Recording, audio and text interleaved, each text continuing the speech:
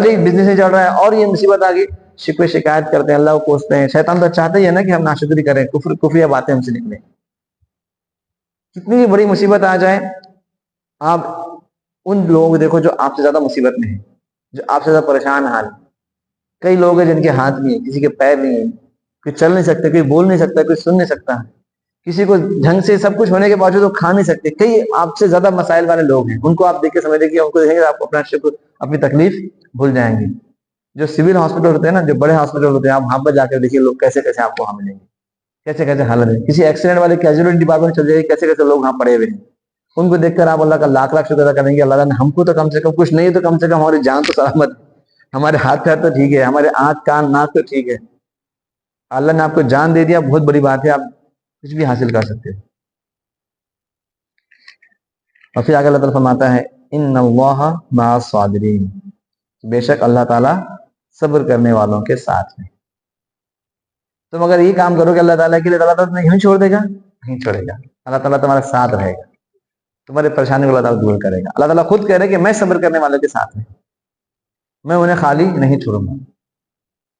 یہ جگہ فرماتا اللہ تعالیٰ ان اللہ یحب الصابرین، اللہ تعالیٰ صبر کرنے والوں کو پسند کرتے ہیں، محبوب ہیں وہ لوگ جو اللہ تعالیٰ کے جو پریشانیوں میں صبر کرتے ہیں۔ صبر کہاں کرتا ہے انسان؟ ایک تو جو اس کے روزمرہ کے پریشانیاں، روزمرہ کی جو زندگی ہے اس میں کوئی پریشانی میں نقصان آ جائے، کوئی بیماری آ جائے، کوئی کام اس کا ڈھنگ سے نہ ہو تو ہوتا ہے نا، کوئی نعمتیں اس کو نہ ملے، کوئی خواہشات اس کی پوری نہ ہو، ایک تو یہ صبر ہو گیا۔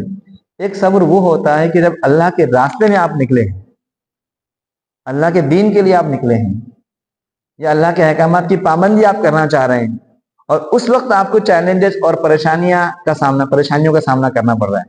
اس وقت آپ کو لوگ ستا رہے ہیں، تکلیف دے رہے ہیں، آپ کو روک رہے ہیں، ٹوک رہے ہیں، تانے دے رہے ہیں، آپ کی ٹانگ پکڑ کے کھینچ رہے ہیں، آپ کے راستے میں ہڑس ڈال رہے ہیں، اس وقت میں جو صبر کرنے والے لوگ بھی صابر ہیں۔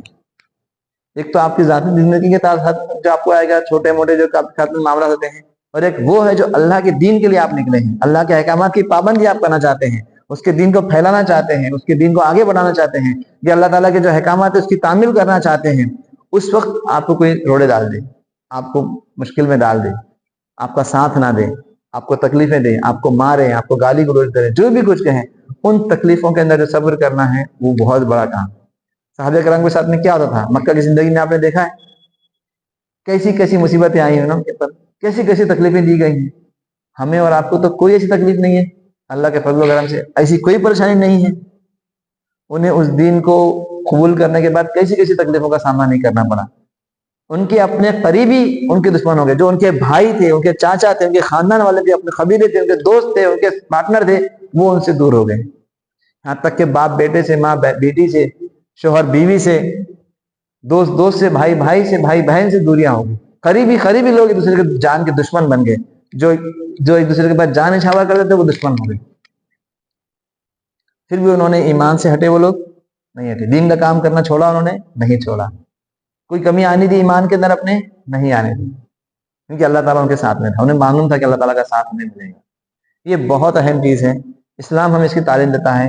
تاریخ کے واقعات، سیرت کے واقعات، صحابہ کرام کے واقعات، آپ صلی اللہ علیہ وسلم کی زندگی سیرت اس سے بھری پڑی ہے۔ اس کو ہم سنیں، سمجھیں، پڑھیں، اپنے آپ پر اس کو لاگو کریں کہ ہم کیا کر رہے ہیں۔ ہم تو کچھ بھی نہیں کر رہے ہیں، اس کے باوجود بھی ہم اللہ کا نہ ذکر کرتے، نہ صبر کرتے، نہ شکر کرتے، نہ دین کو اس کے پھیلاتے ہیں، نہ اس کے لیے وقت نکالتے ہیں۔ ہم تو جو ہمارے پاس آ گیا، جو ہم مل گیا، اس میں ہم مست ہیں، ہم خود سے تو کچھ کرنا نہیں چاہتے۔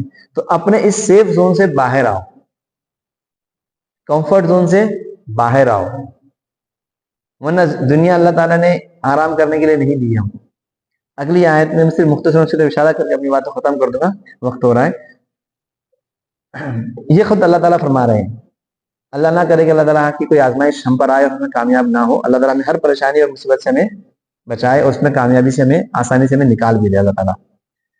اللہ تعالیٰ خود فرما رہے ہیں وَلَنَبْلُوَنَّكُمْ بِشَيْءٍ مِّنَ الْخَوْفِ وَالْجُوعِ، اور ہم تمہیں ضرور بِضرور آزمائیں گے، پریشانی میں ڈالیں گے، تمہارا ٹیسٹ کریں گے۔ خود اللہ تعالیٰ فرما رہے ہیں ہم تمہیں ضرور آزمائیں گے، کس سے؟ بِشَيْءٍ مِّنَ الْخَوْفِ، خوف سے، ڈرا کر، دھمکا کر۔ تم پر کسی کا ڈر ہو سکتا ہے، تم کسی سے ڈر سکتے، تمہارے پاس گھبراہٹ ہو جائے، امن کا نہ ہو، کئی حالات ایسے آئے تھے نا یہاں پر اپنے پاس بھی کہ ہمیں ہمیشہ ڈر رہتا تھا اپنی جان کا، اپنے مال کا، اپنے اہل و عیال کا، اپنے پریوار کا، اپنے بزنس کا، اپنے کاروبار کا، اپنے دین کا، اپنے مسجدوں کا، سب کا ڈر تھا. تو اللہ تعالیٰ تمہیں آزمائے گا اس ڈر سے بھی، اس خوف سے بھی اللہ تعالیٰ تمہیں آزمائے گا. کسی بھی طرح کا خوف اور ڈر ہو سکتا ہے. والجوع، اور بھوک سے. ہو سکتا ہے کہ تمہیں اللہ تعالیٰ دو وقت کی کھانے کی روٹی بھی نہ دے، تمہیں بھوکا رہنا پڑے کئی دن، کئی روز. مطلب اتنے حالات تمہارے خراب ہو سکتے ہیں، اتنی مال کی کمی ہو سکتی ہے کہ تمہیں 2 وقت تک کھانا بھی نصیب نہیں ہوگا. جو آج ہمارے گھروں میں مہینوں کا راشن بھرا ہوا رہتا ہے، 6 مہینوں کا، سال بھر کا راشن جمع ہوا رہتا ہے، تو اللہ تعالیٰ ایک سا وقت بھی لا سکتا ہے کہ تمہیں بھوک سے دوچار ہونا پڑے. کئی آج بھی اس دنیا کے اندر بھی کئی ایسی جگہ ہیں، کئی ایسے حالات ہیں. ہم خود دیکھتے ہیں کہ فلسطین کے کیا حالات ہیں. ایک خوش و خرم شہر تھا، لوگوں کی زندگی تھی، اور ان کے اوپر مصیبتیں آئی. وہ اللہ کی فضل و کرم سے اس مصیبت میں وہ ڈٹے رہے، قائم رہے، اپنے ایمان پر قائم رہے، اپنی چیزوں پہ قائم رہے، لیکن ان کے پر بھی حالات ٹف آئے. وہ بھی بھوک کا، فقر و فاقے کا، پریشانی کا، بھوک مری کا شکار ہوئے. تو ویسے حالت لائیں گے اللہ تعالیٰ، تمہیں آزمائے گا. اللہ تعالیٰ خود فرما رہے ہیں کہ میں تمہیں خوف سے آزماؤں گا، ڈر سے، بھوک سے، ونقص من الاموال، مال کے اندر کمی سے. جو بھی تمہارے پاس مال ہے، چاہے وہ پیسہ ہو، پراپرٹی ہو، جائیداد ہو، گاڑی ہو، بزنس ہو، کاروبار ہو، نوکری ہو، جو بھی مال ہے اس کے اندر کمی لا کر، مطلب اس میں تمہارا نقصان ہو سکتا ہے. تمہارے مال وہ چھین سکتے ہیں، کوئی لوٹ سکتا ہے، چوری ہو سکتی ہے، ضائع ہو سکتا ہے، برباد ہو سکتا ہے، بیماری کے ذریعے، کسی کے ذریعے بھی تمہارے مال میں کمی آ سکتی ہے. والانفس، اور تمہاری جانوں میں، مطلب تمہارے قریبی لوگ کی وفات ہو سکتی ہے، تمہارے چہیتے لوگ تم سے گزر سکتے ہیں. تمہارے اپنے بیٹے ہو سکتے ہیں، بیٹیاں ہو سکتی ہیں، والدین ہو سکتے ہیں، بھائی ہو سکتے ہیں، بیوی ہو سکتی ہے، کوئی بھی ہو سکتا ہے. تمہارے قریبی، تم خود بھی، یا تمہارے جانوں کا نقصان بھی ہو سکتا ہے، اس میں کمی آ سکتی ہے. والثمرات، اور پھلوں میں، یعنی کہ جن کے کاروبار کھیتی کے ہیں، جو کاشتکار ہیں، جو کھیتی والے ہیں، ان کے اندر جو پھل آتے ہیں اس کے اندر کمی کے ذریعے. ان تمام چیزوں، اب انسان کے پاس یہی سب چیزیں ہیں، مال ہے، پھل ہے، جائیداد ہے، پراپرٹی ہے، جان ہے، اعزہ، اقارب ہے، خوف ہے، یہی تمام چیزیں ہیں نا، بھوک ہے، یہی سب چیزوں سے اللہ تعالیٰ کہتا ہے کہ میں تمہیں ضرور بھی ضرور آزماؤں گا. یہ اللہ نے خود کہا کہ یہ الگ الگ حالات آ سکتے ہیں، میں تمہیں آزماؤں گا. اس وقت اللہ تعالیٰ فرما رہے ہیں وبشر الصابرین، اس وقت خوشخبری دے دیجیے صبر کرنے والوں کو. اس وقت جو نے صبر کیا، اور انہوں نے کہا کہ بے شک ہم تمام اللہ کے لیے ہی ہیں اور اللہ کی جانب ہی ہمیں لوٹ کے جانا ہے. صبر کرنے والے کون ہیں؟ جو اللہ تعالیٰ نے انہوں نے خود کہا کہ جو کچھ نعمتیں ہمیں ملی تھی وہ اللہ تعالیٰ کی جانب سے تھیں، اور کچھ اگر چلی گئی تو وہ اللہ کے پاس ہی لے لی، اللہ نے اسے لے لیا، اور ہم خود بھی اللہ کی جانب ہی لوٹ کر جانے والے ہیں. کیونکہ ہم تمام کو معلوم ہے کہ ہم جب اس دنیا میں آئے تو خالی ہاتھ آئے ہیں، ننگے بدن آئے ہیں. ہم نے کچھ لے کر آئے ساتھ میں، ہیرے جواہرات جڑ کے لائے ہم نے کچھ ساتھ میں؟ کچھ بھی نہیں لائے نا. ہم تو بہت کمزور تھے، ناتواں تھے، ہمیں تو کھانے اور پینے کا بھی شعور نہیں تھا، ہمیں تو کسی چیز کا احساس نہیں تھا، اتنے کمزور، اتنے لاغر تھے، کچھ بھی لے کر نہیں آئے تھے. تو جب جائیں گے تو کچھ بھی نہیں لے کر جائیں گے. تو جب ہم نے کچھ لایا نہیں تو یہاں پر جو چیزیں وہ ہماری کیسی ہو سکتی ہے؟ بالکل ہماری نہیں ہے. یہ تھوڑی دیر کے لیے ہمیں ملی ہے، اس کا صحیح استعمال کرنا ہے، اور پھر دوسرے اس کے وارث بن جائیں گے، اور ہمیں ویسے ہی خالی ہاتھ چلے جانا ہے. تو صبر کرنے والے مومن یہی ہوتے ہیں کہ جو کچھ اللہ کا تھا، اگر کچھ چلے گیا تو اللہ نے لے لیا، اللہ کا ہی تھا، اللہ کے پاس سے آیا تھا، اللہ نے اس کو لے لیا. اس تو کوئی غم اور پریشانی کی بات ہوئی تھی نہیں. جیسے کہ کسی سے ہم نے کچھ چیز ادھار لی، وقت آ گیا اور اس نے ادھار اپنے سے واپس لے لیا، آپ کو برا مانتے؟ نہیں مانتے. آپ نے اسے وقت دیا کہ میں 1 ہفتے کے لیے چیز لوں گا، 1 ہفتے کے بعد واپس چلی گئی، آپ کو کچھ برا لگتا ہے؟ نہیں، اس کی چیز تھی، اس نے لے لیا. تو بس یہ دنیا کی زندگی یہ ہمارے لیے، ہم ادھار ہیں یہاں پہ ہمارا پرماننٹ کوئی ٹھکانہ نہیں ہے. ہمارا ٹھکانہ تو کیا ہے؟ قبر کی وہ گڑھا ہے، 5-6 فٹ کا جو گڑھا ہے وہ ہمارا ٹھکانہ ہے. وہاں جا کے ہمیں پڑے رہنا ہے بعد میں 50-60 سال کی زندگی کے بعد، وہیں جا کے پڑے رہنا قیامت تک کے لیے. دنیا میں ہمارا ٹھکانہ نہیں ہے. تو ہم جو بھی صبر کرنے والے ہوتے ہیں، جو بھی مومن وہی کہتے ہیں انا للہ و انا الیہ راجعون. کوئی مصیبت بھی آ جائے گی، ہمارے قریبی چلے جائیں، ہمارا مال چلے جائے، ہماری جان چلی جائے، کچھ بھی چلی جائے، اللہ کے لیے تھا، اللہ کی طرف چلے گئے. اس پہ صبر کرنا، شکر کرنا ہے.